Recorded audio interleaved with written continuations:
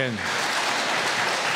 은혜로운 찬양, 헌신 감사합니다. 여러분들의 헌신은 금과 같이 빛납니다. 예배위원들 순서 맡으신 분들 감사드리고요. 또 앞에 예배위원 권사님들 감사드립니다. 주방에서 우리가 보이지 않는 곳에서 지금 불을 떼고 계신 분들 계시고, 방송실은 위에 또 내려다보시면서 음향 조절하고 계시는 분들이 있습니다. 모두 감사드립니다. 오늘은 대림절 둘째 주를 맞이하여서 동정녀에게서 나셨다, 우리 예수님의 동정녀 탄생에 대해서 말씀을 드리고자 합니다.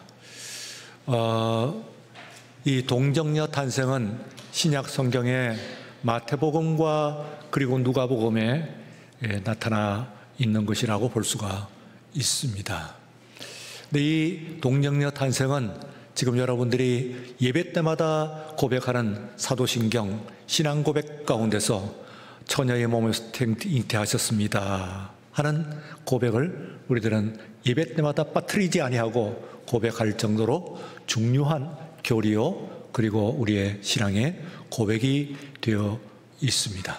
근데 이 고백이 세 가지의 지금 2000년 기독교 역사 가운데서 도전을 받으면서 확고하게 오늘에 이르게 되었다 하는 것을 말씀을 드리면서 그 세 가지 도전을 한번 우리들이 훑어보면서 동정녀 탄생의 신앙 고백이 무엇인가 하는 것을 함께 생각해보고, 그리고 바른 신앙으로 세우는 오늘 예배가 되기를 바랍니다. 첫 번째는 곧 영지주의 이단에 의한 그 도전이었습니다. 이것은 우리가 많은 이단들에 둘러싸여 있습니다만, 그러나 이 모든 이단들의 원조격이라고 이야기할 수 있는 성경의 복음서에서부터 그리고 요한계시록까지 다 반영되어 있는 이단이 바로 영지주의 이단입니다. 원조일 뿐만 아니라 그러므로 오늘에 있어서의 모든 이단들도 영지주의적인 어떤 요소들을 다 가지고 있는 것이다, 그렇게 생각을 할 수가 있습니다.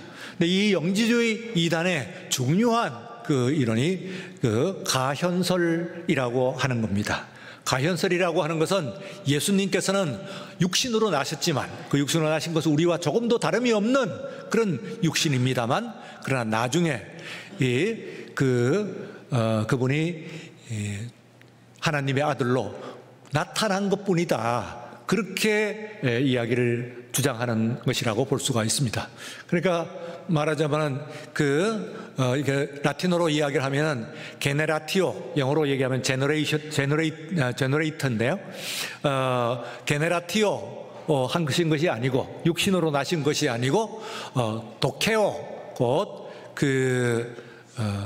그렇게 예수님이 하나님의 아들로 나타내 보이신 것뿐이다 하는 그런 이야기입니다. 그것이 그대로 오늘 영어의 단어에 남아있어 도세티즘이라고 하는 것이 가현설로 나타나 있습니다. 최소한 예수님께서 요단강에서 세례를 받으실 때에 성령께서 그때 위에 임하시기 이전에 30년간은 우리와 조금도 다름이 없는 몸이다 하는 것을 이야기를 하는 것이라고 볼 수가 있습니다. 거기에 대해 가지고 우리 신약 성경은 방어를 하고 있습니다. 말하자면 이 영지주의 이단에 대해서 도전을 받으면서 거기에 대한 응전이라고 얘기할 수가 있고, 거기에 대한 올바른 신앙의 반박이라고 볼 수가 있습니다. 그래서 분명히 나와 있는 이 신약 성경 가운데 나와 있는 아주 중요한 구절을 찾아냅니다. 그것은 찾아낸 것은 새로 만든 것은 아니고 분명히 한 것인데, 사실 여러분들이 우리 기독교 신앙을 이야기하면은 시간상으로는 성육신 탄생을 하시고, 그리고 또한 그 공생애를 사시고, 그리고 십자가를 지시고 부활하신 것이 맞습니다만, 그러나 초대교회의 공동체는 시간적으로는 십자가와 부활 공동체라고 볼 수가 있습니다. 거기에 대부분은 예수님과 함께 생활을 하고, 그리고 예수님께서 십자가를 지시고 그리고 부활하시는 것을 목격했던 사람들, 그 증인들에 의해서 그렇게 세워진 교회가 바로 초대교회 공동체였다, 그렇게 생각합니다.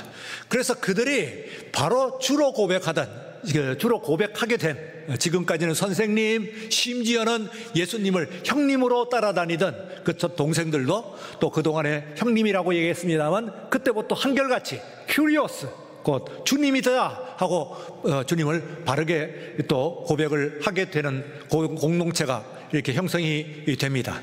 그런데 이 공동체가 그러다 보니까 그분이 누구신가 하는 것을 이제 설명하는 과정 가운데서 마태복음과 누가복음이 그 탄생 기사를, 크리스마스 스토리를 우리들에게 소개를 하고 있습니다. 그러므로 그 시간적으로는 앞에 있습니다만 거의 3분의 2에 해당하는 그런 분량이 십자가와 부활의 할애가 되어 있고, 그리고 이 십자가, 이 성탄 이야기 같은 것들은 앞에 있는 소개되는 작은 문구다, 그렇게 볼 수가 있습니다만, 그러나 신앙 고백에 이것이 들어가게 된 것은 바로 영지주의의 강력한 도전을 받아서 그분은 그렇지 않다, 그분은 게네라티오, 곧 그분은 몸으로 태어나실 때부터 하나님의 아들이셨다, 육신으로 동정녀의 그것을 나타내기 위해서 동정녀에게서 나셨다 하는 것을 발견한 것은 아니고, 말씀드렸다시피 분명히 한 것이죠.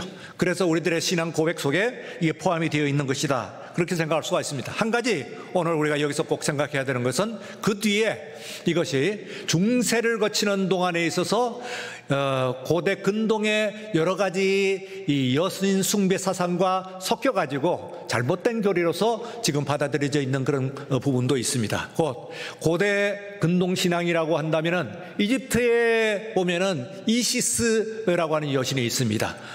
또 바벨론, 고대 바벨로니아에 보면은 이슈타르라고 하는 그런 여신이 있습니다. 또 그리스 보면 아프로디테라고 하는 여신이 있습니다. 조금 다른 이름으로 불립니다만, 그러나 다 똑같은 여신을 가리키는 것이라고 볼 수가 있습니다. 또한 가나안 지역에 있어서 아세라라고 하는 그런 여신이 있습니다. 전부 이형으로 시작되는, 그런 모음으로 시작되는 연관관계에 있는 그런 여신 숭배 사상이니까, 고대 근동 역사와 그리고 신앙에서 뿌리 깊은 그런 역사인데, 이것이 이신 숭배가 곧 중세를 거치면서 어느새 기독교 신앙에 들어와 가지고는 바로 영지주의 이단을 방어하기 위해 가지고 강조가 되었던 바로 동정녀 탄생이, 고로 마리아가 평생 독신으로 있었다, 평생 동정녀였다 하는 그런 교리로 굳어지게 됩니다. 뿐만 아니라 또한 기도의 대상, 우리의 기도를 들으시는 마리아요, 성모 마리아요, 이 마리아를 숭배를 합니다. 그리고 또한 우리의 예배의 대상이 되시는 마리아요, 우리의 예배를 받으시는 마리아요.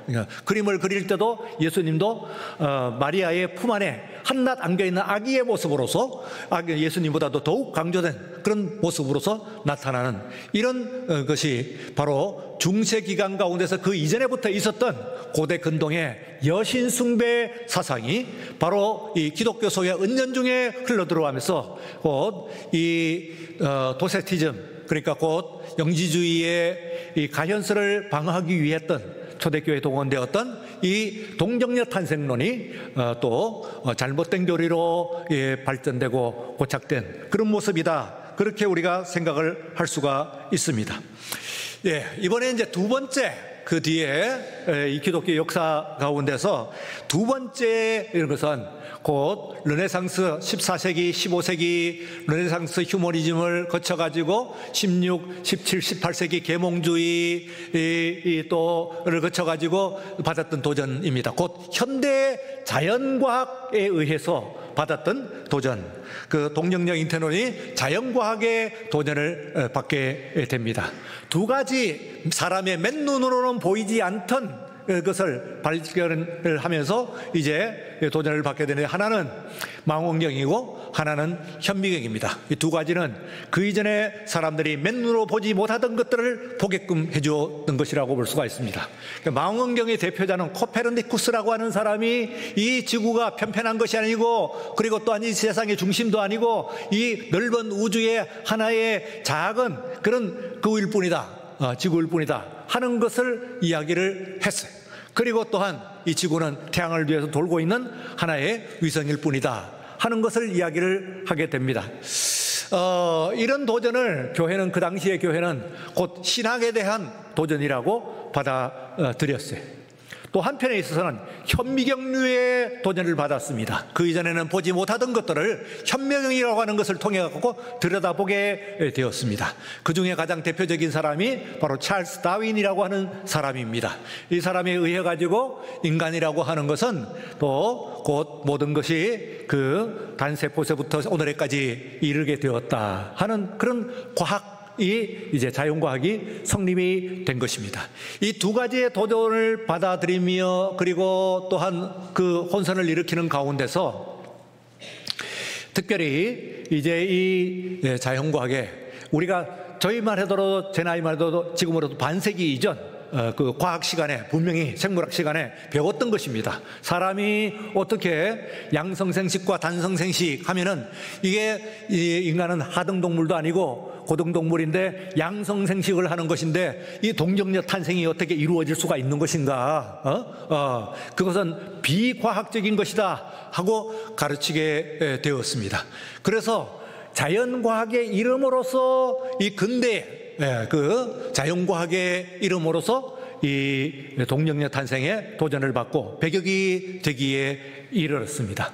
근데 오늘 이 시간에 우리들이 뭐 모던이라고 한다면 현대를, 이번엔 지금은 포스트 모던이라고 하는 또 현대라고 하면은 그것을 근대라고 하면은 지금은 또 현대라고도 할 수가 있고, 이것을 또 모던이라고 보면은 포스트 모던이라고 한다. 어쨌든 말하자면 20세기와 21세기, 정확하게 말하면 시작은 학자들은 1960년대부터 일찍이 시작되었다 그렇게 이야기를 합니다. 근데 이때 시작된 것은 전혀 다른 자연과학이 새로운 세계로 들어가게 되었어요. 그것은 무슨 이야기냐면 그 이전에 망원경과 현미경으로 보았던 그런 세계를 더 넘어서 가지고 더 놀라운 것들을 받아들이게 되었어요. 받아들였다는 이야기는 뭐냐면은 그냥 추구한 것이 아니고 그 전에 과학이 지금으로부터 반세기 이전에 우리가 중학교, 고등학교 때 배웠던 그 모든 것들을 완전히 반박해버립니다. 전부 뒤집어 버렸어요. 전부 부정하는 겁니다. 다 틀린 거예요. 그때 있던 과학은 전부 쓰레기예요. 지금은 그걸 받아들이는 사람이 없습니다. 다 틀린 그런 논술로 받아들이는 것이라고 볼 수가 있습니다.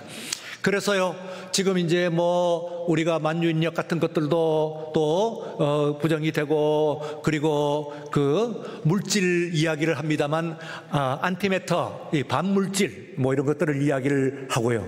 또 그런 것들을 가지고 평행우주 혹은 멀티 유니버설리즘 다우주주의 이런 것들을 이야기하면 무슨 이야기냐면, 오늘 우리들이 있는 세계에서 블랙홀 안에서, 그리고 또한 이 지구가 이 우주가 팽창을 하고 있는 거예요.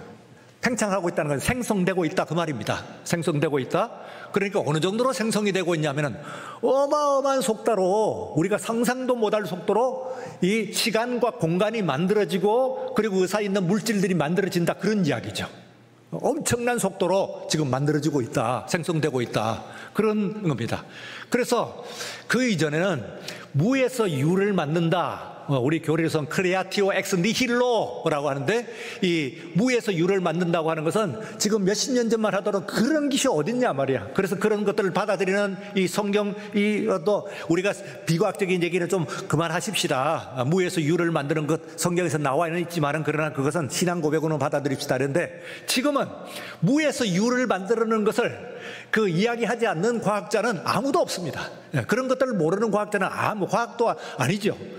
또 뿐만 아니라 어떤 세계에서 이 세계와는 다른 세계가 있다 하는 것을 받아들이지 않는 과학자는 아무도 없습니다.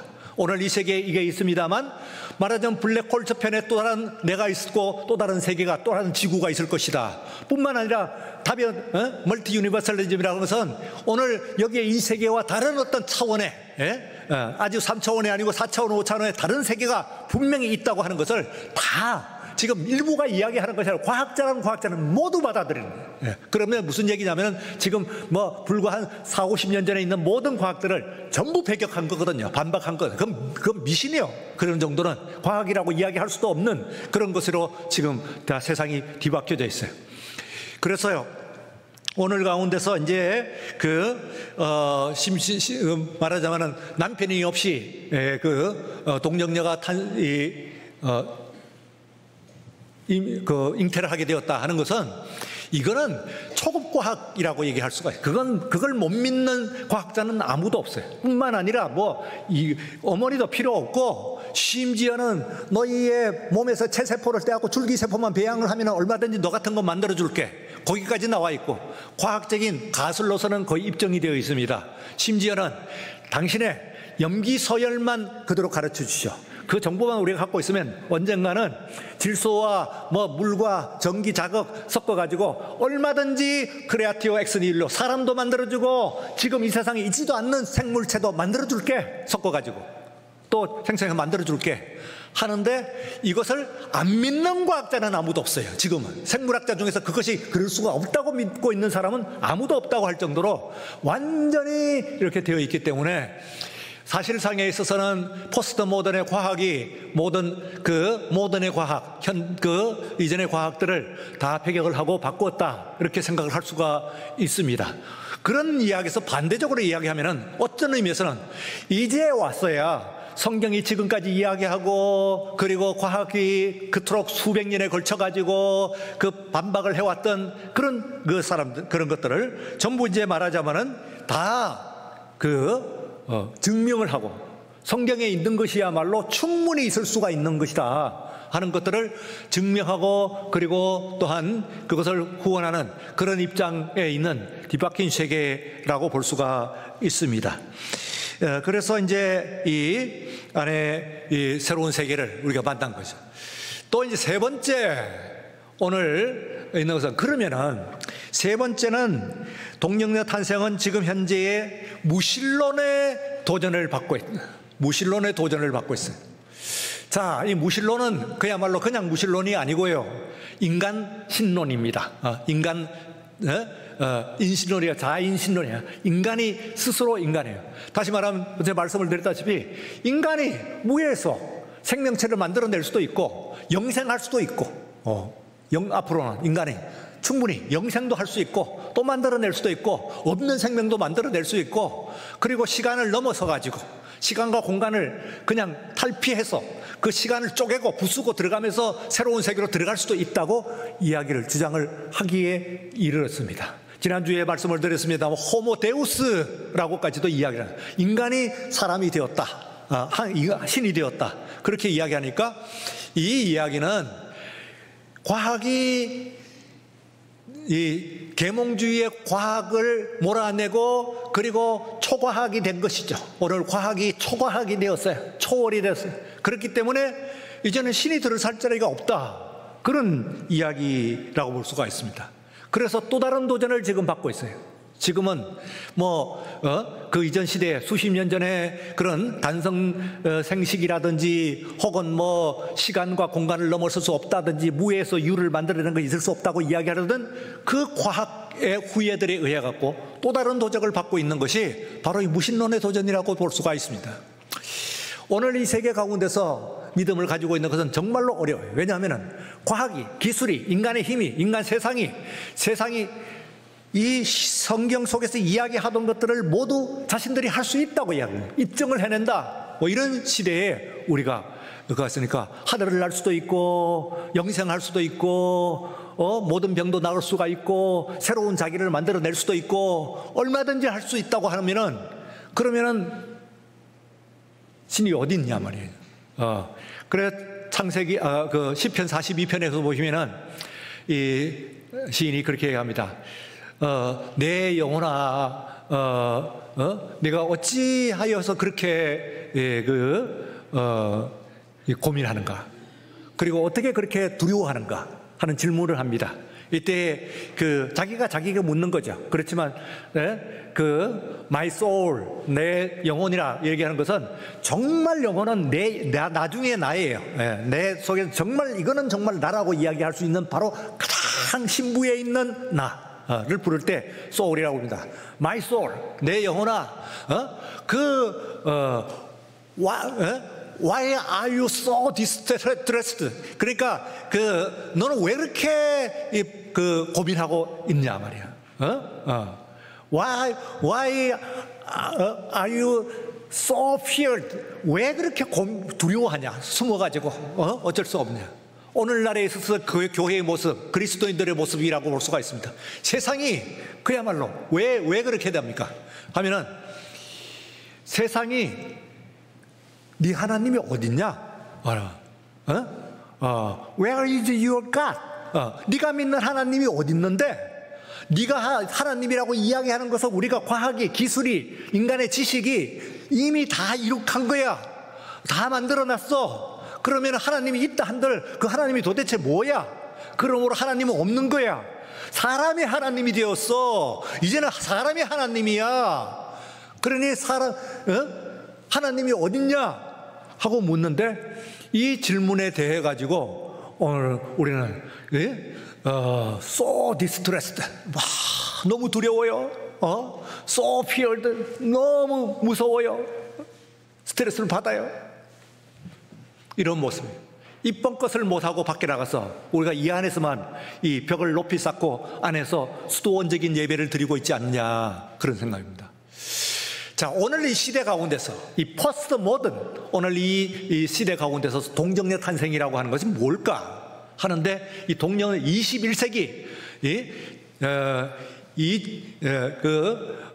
이 시기에 우리가 지금 2023년에 드리는 이 예배 가운데서, 대림절 예배 가운데서 동정녀 탄생이라고 하는 건 뭘까?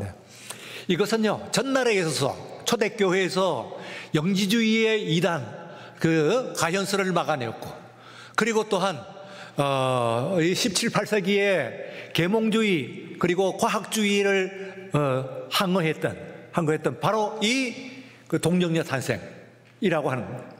또 오늘 이 시대에는 이 질문이에요. 과연 우리가 오늘 21세기 이 시대를 살면서 초월이라고 하는 것을 어떻게 이해를 하겠냐. 그 전에 초월이라고 하던 것을 과학이 다 만들어 버렸어요. AI가 나와서 전지전능하게 만들어주고, 모든 것을 다 창작을 해줘요. 그리고 또 언어도 제가 지금 한글로 얘기하면 여러분들의 소리가 영어로 들리고, 또 일본어로 들리고, 중국어로 들리고 다 들릴 거예요. 그런 시대가 온단 말이에요. 왔단 말이에요, 이미. 여러분들이 그냥 들리는 거예요. 그렇다고 그러면 사도행전 2장도 필요가 없는 것이고, 그리고 또한 천국 가서 영생이라고 하는 것이 무슨 의미가 있냐? 오늘 이 시간에 뭐가 필요하냐? 그래. 인간이 하나님이 되었는데 하나님이 왜 필요하냐? 하는 것을 묻습니다. 오늘 여기에 있는 이 동정녀 탄생이라고 하는 것은 거꾸로 뒤집으면요, 사실 그게 성령 잉태설입니다. 사람이 아닌. 왜 그러냐면은, 여러분 성경 가운데서 이 동정녀라고 하는 것을 하기 위해서 두 가지 밸런스를 맞춥니다. 하나는 마태복음을 보면은요, 예수님께서 어디에서 태어나시냐면은 아브라함과 신약 성경의 첫 권 첫 장이죠. 그걸 딱 펼치시면은 예수님은 누구신가 하면은 예수님은 아브라함과 다윗의 자손으로 나와요. 43대 손이죠. 42대를 거쳐갖고 내려가요. 14대씩, 42대 손이죠. 14대씩 3번에 걸쳐가지고 예수님이 나와요. 그런데 그렇게 쭉 나가서 마지막에 보게 되면은 예수님의 위가 누구냐면 그 아래는 요셉이라고 나와 있어요. 그러니까 예수님은 요셉의 아들이에요. 마태복음이 소개하는 바에 의하면 요셉의 아들이에요. 그러면 요셉은 무슨 일을 했지? 그런데 두 가지 생각해요. 하나는 사회학적인 혹은 또 하나는 생물학적인 이 기여를 했습니다. 마리아는 태를 제공했어요.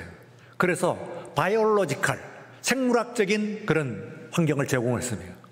그런데 예수님께서 태어나신 것은 소셜로지컬, 그 사회학적으로는 요셉의 아들로 태어나야 아브라함의 자손이 되고 다윗의 자손이 돼요. 그래서 그렇게 소개를 하고 있어요.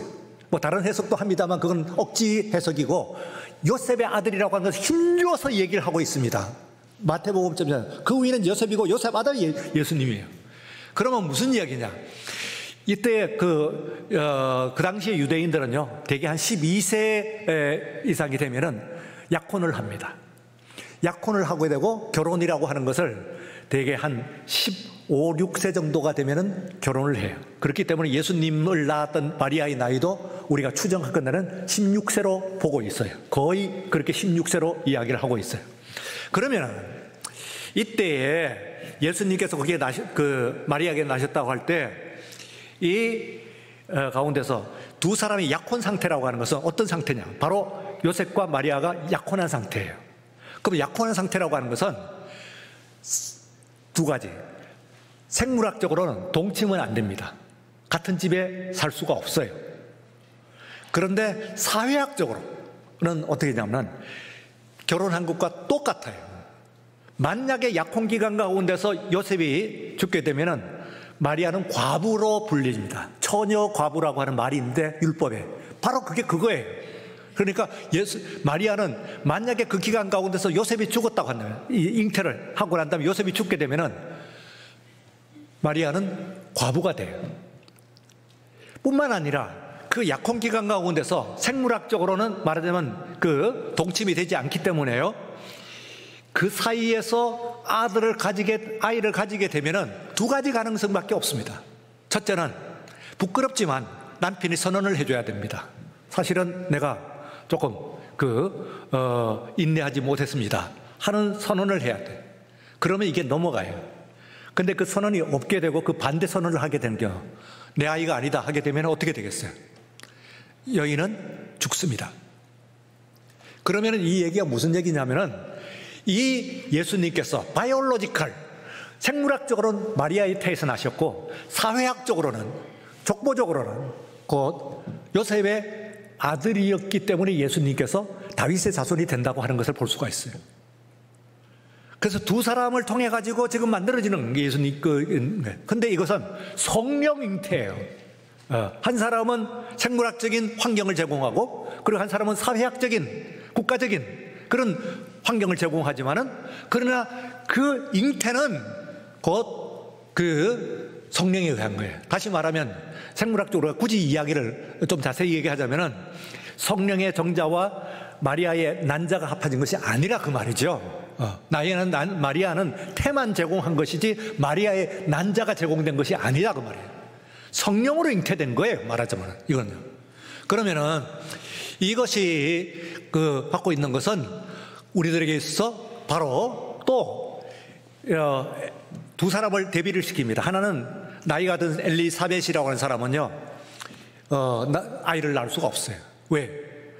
이 사람은 자신의 태가 끊어졌어요. 이미 경수가 끊어졌어요. 남편도 나이가 많아요. 더구나 남편은 제사장이기 때문에 거의 바깥에 나돌아요. 집에 거의 안 들어와요. 네.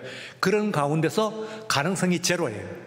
또 한 사람, 마리아는 약혼을 했지만 아직까지 그 약혼 상태로서 결혼이 아직 혼인식을 하지 않았어요. 그리고 또한 그의 남편은 약혼한 남편은 아주 경건한 사람이에요. 그러면 두 사람 다 잉태를 할 가능성은 제로입니다. 0이죠. 근데 이것을 두 개를 같이 이렇게 쭉 설명을 해요, 우리들한테. 무슨 이야기냐면은 잉태를 할 가능성이 없는 두 사람이 둘 다 이쪽과 저쪽에서 아이가 태어났다, 잉태되었다, 그런 이야기를 우리들이 하고 있습니다. 그 무슨 이야기냐 하면은 이것은 말하자면 성령께서 역사하신 것이라고 하면서 강조하는 것이라고 볼 수가 있어요. 성령께서 역사하신 것. 그래서 오늘 이 시간에 우리들이 정말 이 세계가 우리들에게 비웃는 거예요. 내 가는 길을 누가 비웃거든 확실한 증거를 보여주라는데, 확실한 증거가 어디 있냐, 우리한테. 신앙 고백, 우리가 동정에서 나신 것을 믿습니다 하는데, 여기에 있는 것은 정말 오늘 이 시기에서 과학은 요술이에요, 일종의. 그래가지고 원래 과학자라고 하는 이름이 마술사라고 요술사라고 하는 이름과 같거든요. 10가지 재앙에서 처음에 3가지는 애굽의 요술사들이 했어요. 그러니까 지금도 과학이 가지고 있는 특성은 그 성경 시대에 나오는 요술사들의 어떤 것과 비슷해요. 몇 가지는 하는 것처럼 보여. 한다고 이야기를 해. 그러나 오늘 진정한 의미에서요, 우리가 가장 중요한 것은 초월을 우리가 인정하고 받아들이는 거예요. 그저 뭐 신기한 일들이 벌어난 것이 아니에요. 여러분들의 삶 가운데서, 일상 가운데서, 여러분들의 존재 가운데서 하나님께서 나의 삶에 임재하시는 것을 여러분 믿습니까? 네. 그게 믿어져야 돼요. 아무리 세상이 그러고, 세상이 그거 내가 해줄게, 뭐 영생하고 싶으냐, 또 다른 세계에 살고 싶으냐, 복지국가에 가고 싶으냐, 내가 해주고 돈이 해줄게, 기술이 해줄게, 아무리 이야기해도 그것은 우리의 눈을 속이는 요술의 일부분이에요. 진정한 의미에 있어서 정말 역사는 우리 하나님께서 초월히 성령께서 우리의 삶 가운데 임재하심으로 말미암아 이루어지는 줄로 믿습니다. 여러분들이 이 믿음에 분명해야 돼요. 그래서 이 초현대 초기술의 시대 가운데서, 그것은 초기술이라고 하는 기술을 넘어서 기술을 반박하는 기술인데, 그런 것을 통해 갖고 이야기를 하고 약속을 하는 것이 보입니다만, 그러나 그런 기술에 속아서 넘어가게 되면은 우리는 멸망을 치닫게 된다. 여러분들의 삶 가운데서 우리 하나님 주시는 그 초월을 체험하시고, 그리고 우리 동정녀 탄생을 믿습니다 하는 이야기는 지금도 내 삶 가운데서 성령께서 역사하여 그것이야말로 내 문제를 해결하여 주실 줄로 믿습니다 하는 고백이 바로 오늘 이 시간 예배를 드리는 여러분들의 고백이 되시기를 주의 이름으로 축원합니다.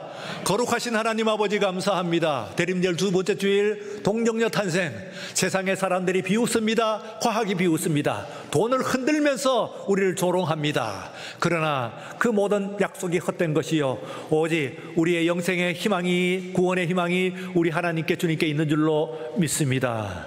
그 처녀의, 그리고 그 또한 그 총각의 그 삶 가운데서, 그 가정 가운데서 성령으로 잉태하신 하나님, 오늘 이 시간 우리의 삶 가운데 성령이여 충만케 임재하여 주시옵소서. 감사함이 예수님 이름으로 기도리옵나이다. 아멘.